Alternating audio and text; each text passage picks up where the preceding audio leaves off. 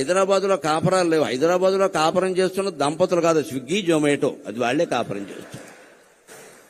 Swiggy భార్య, జొమాటో భర్త, ఇందులో వీళ్ళకిద్దరు పిల్లలు ఉంటారు. ఒకళ్ళు పొటాటో, ఒకళ్ళు టొమాటో. మగ పిల్లలు కాస్త గట్టిగా ఉంటారు కాబట్టి పొటాటో, ఆడపిల్లలు మెత్తగా ఉంటారు కాబట్టి టొమాటో. అంతే. స్విగ్గీ జొమాటోలు కాపురం చేస్తున్నాయి కానీ పిల్లలు ఎవరు కాపురాలు చేయట్లేదండి. హైదరాబాద్లో ప్రతిరోజు ఆర్డర్ పెట్టడమే.